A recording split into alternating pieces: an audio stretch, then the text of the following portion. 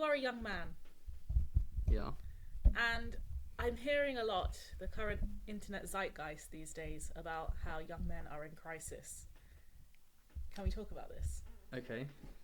So, I have strong opinions as, I guess, feminist who's grown up in the age of female empowerment, what that means for me and how that has affected me, and what sort of is being done in the terms of like diversity to try to get women on a level playing field, right?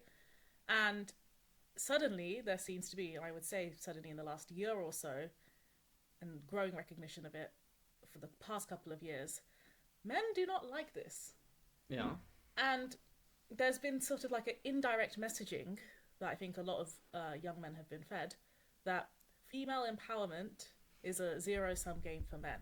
That this has been actively taking away like airtime from men's issues. We're failing our men. Men are lost in life. Men are purposeless in life. Why is no one talking about the men? So can we talk about the men? Do you think people in your generation have less of a sense of, you know, self, what it means to be a man, what's expected of them from society? Do you think there's a genuine crisis here? Yeah. I mean, what's expected of men and women has changed a lot Mm-hmm.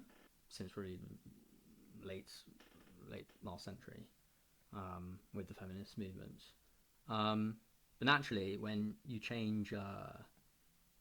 have any sort of change in gender roles, such as a big one, the women entering the workforce, um, obviously expectations are going to change for both genders, right? I agree, yeah, and I think we've talked about before how a lot of work has been done on the female empowerment side, but not a lot of work, I guess, has been done to show men that being like a good father is like an honorable role. People should, if they're more inclined to be home like caregivers and homekeepers, that is also possible for men. And I think a lot of men, even though it's changing now, still see it as the wife or girlfriend or female figure's primary duty to do those things as well as work. And I would say there's a social pressure from other men to keep up with this role of the masculine, the head of the household. You still have to earn money, you still have to provide for your family, and caregiving is seen as like a secondary role still for men to do. It's seen as like the primary role for women to do. Um,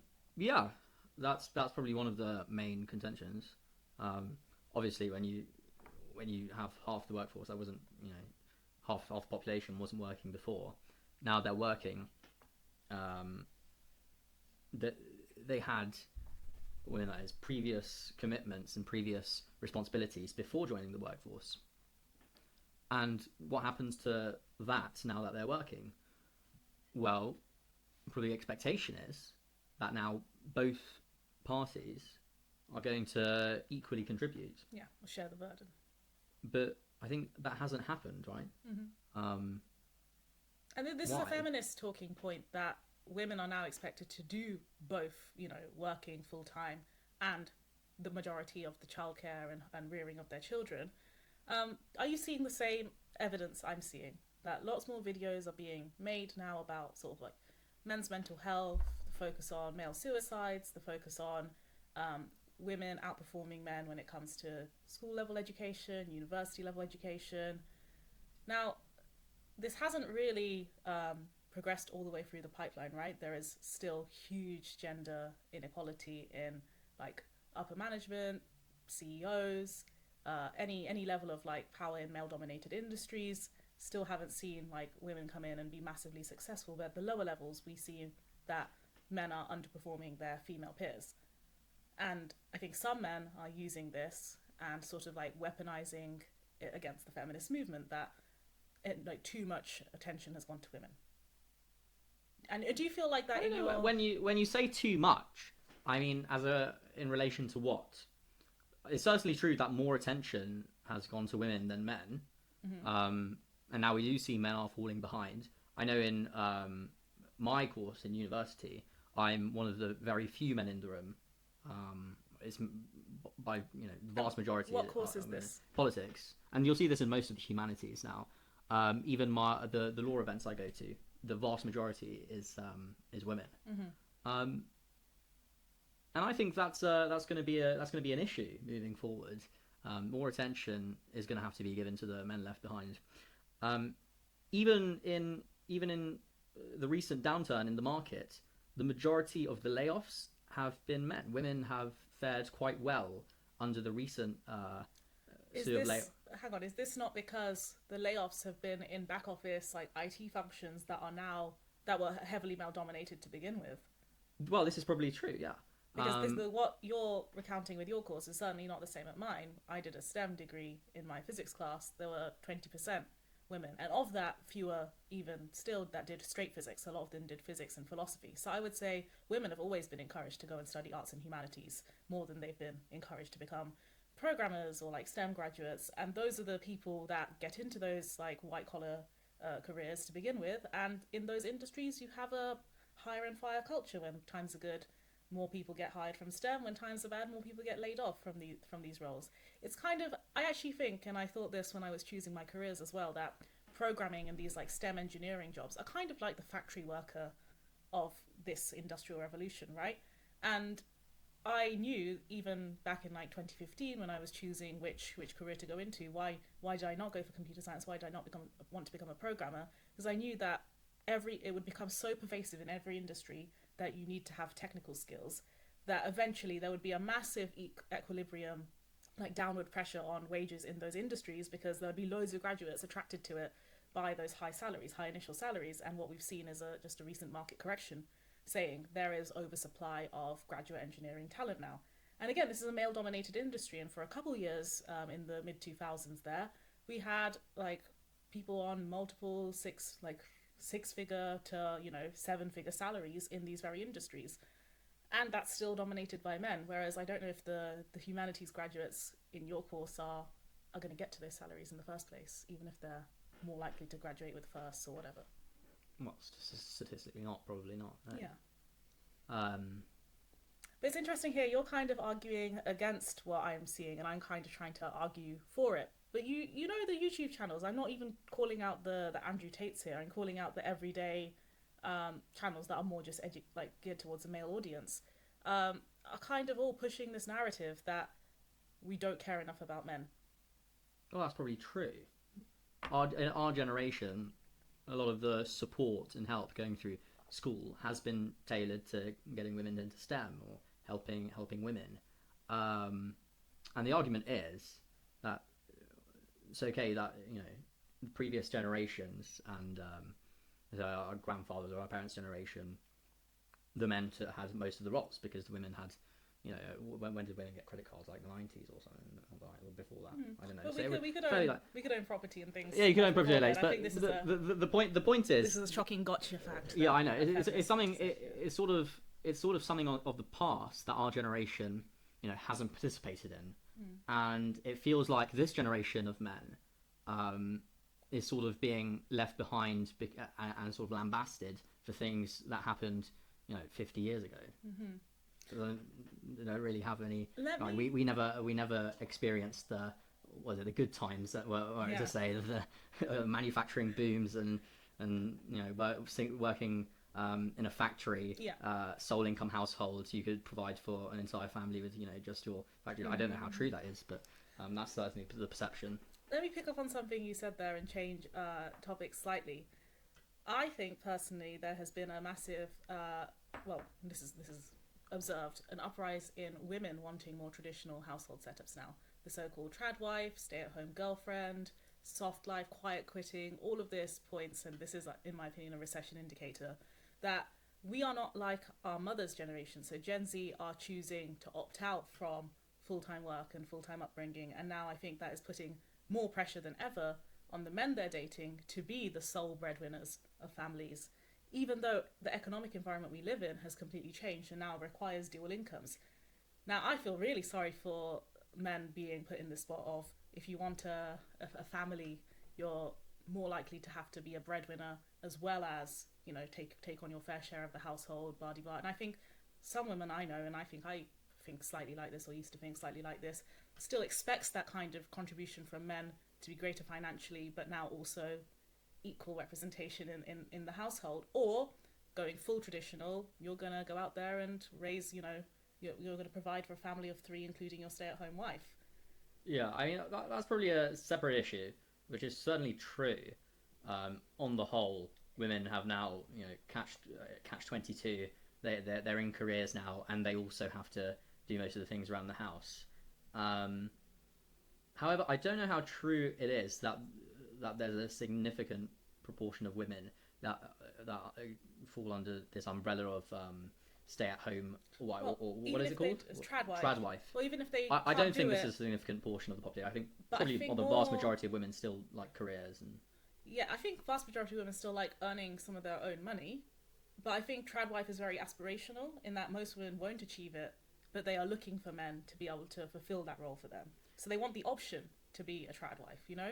I think this is a social media fad. It's like If I were to, if I were real to life that have gone and done this, you know, these are people my age who are doing this and choosing to like stop working immediately after getting married and expecting the man to pick up his his share of the income for the family, more than his share of the income for the family, even though she could do it. I think there's always like anecdotes, but I think the data is pretty clear. I don't think the data has caught up to it yet, right? Because I'm talking about my generation here, and this is an aspiration, and they're probably not. That the marriages are starting to trickle through. It hasn't really shown up yet. I also think there's like a huge like crisis of people getting into relationships at all because of these mentalities that when they are married and when like there's a right time to have kids, and I'm going to wait and like get ahead in my career first, but then after I do that I'm going to like stay at home and look after the kids, and the man has to do all the work. These are kind of near future things. Like I don't think we've actually seen a lot of people go through this entire cycle, but I'm seeing a lot of just social media buzz around this is the life to aspire for now, because work just isn't worth it anymore. Potentially. There's another consideration here. I think this may sound bizarre, but I think this is certainly related. Is the statistics on the reduction of alcohol consumption. Mm-hmm. Feels like people aren't going out in general anymore and getting drunk. I think Boris Johnson wrote an article in the Telegraph or something, and he said people aren't drinking anymore, and that's where social things happen, because you're allowed to be a little bit silly when you're drunk. We all sort of we all sort of have this collective agreement. Humanity has this collective agreement that when we've had a few drinks, Mm-hmm. it's sort of no holds barred. So we all pretend to be far more inebriated than we are. Like everyone can control themselves when they're drunk, but it's sort of the game we play that. I was drunk. It's fine. Well, interesting. But you say that I think this is because- no. But this is significant. Yeah. This is significant because if our generation isn't going to the pub and isn't getting drunk or isn't going to bars anymore, I think that's a key element of socializing that has been lost. And if it's left to the online space, Mm-hmm. that ferments lots of different things. But this could be a reflection of economic realities. I mean, when pints are £7-8. Exactly. I just paid £7 for a pint today. Yeah. Ridiculous. It was just a cider. And then that's on the low end. Yeah. And I don't think people are going to bars with the expectation of meeting other people they don't know anymore. So even if you are drinking, you're probably there with people you already know, and I don't know how many groups are sort of cross-pollinating. People aren't. I don't know. I don't think our generation is doing this. Luckily. Our parents' generation. Luckily, my group of friends in sixth form, we went out all the time to bars.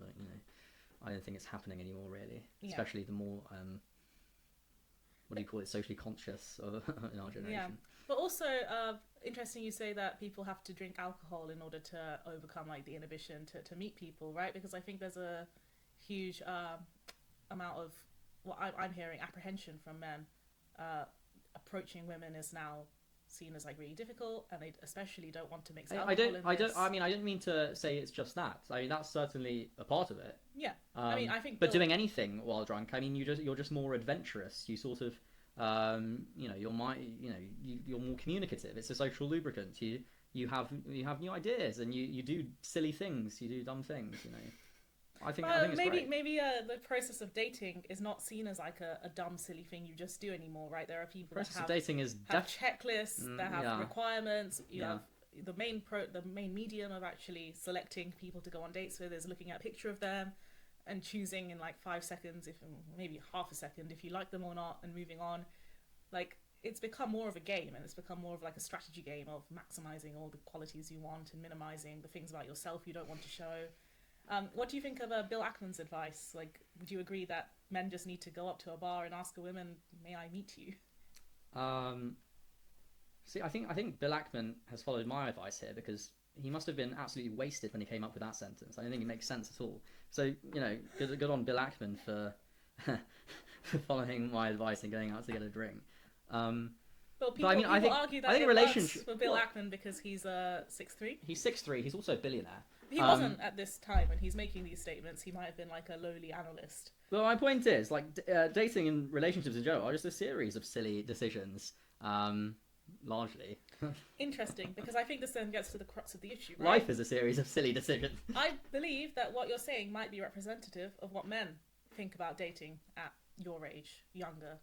And women don't see it that way at all. Women are very serious and very intentional about dating and what they want out of a partner, what that partner has to fulfill for them, the role in life, the career, the everything, right? The hobbies. And I think that's going to create a discrepancy, or at least conflict of men just want to like random walk through it, like a Roomba, bumped from one thing to another and hope it ends up making a sweep of the room. Whereas I think women, at least the ones I know, are very targeted about the people they want to date and very intentional about it. I think that's true, and I think that's born out of the fact women get to have more of a choice now, which is probably a good thing. In the past, women relied on their husbands. They had to find a husband because they would rely on them financially, and now they don't rely on them financially. Yeah. So what men have to offer something else, I guess. Now they can't just They can't just be financially supportive. They have to be supportive in other ways. Exactly. I don't think a lot of men, certainly of our generation, well, increasingly more so, that have learnt those new skills. Let's say. Interesting. And what do you think the new skills are? I don't know. There's probably a bunch of things, right? Listening. Listening. Being a therapist, learning how to change a nappy. Learning for the children. That too, yeah. But no, just to date women in the first place, I think you need to be more of a well-rounded man than once was required. I think I think a lot of families probably existed back in the day because men could be like autistically good at one thing and that happened to make him money, and therefore he had a high social standing in life. And that was kind of it. That's all you needed to form that like masculine identity. It's probably women grow up with this, right? They grow up with the more social, more of a social awareness that men aren't really taught at a very young age. Yeah. Like share a lot more things with your friends. And all the politics and surviving like social politics as well, which I think men, firstly, don't create that much conflict between their friends. And this is all generalizing here, okay? We're not saying all men are this way and all women are this way, but there are definitely a different set of skills through socialization. I'm generalizing. I'm going to generalize. You can generalize.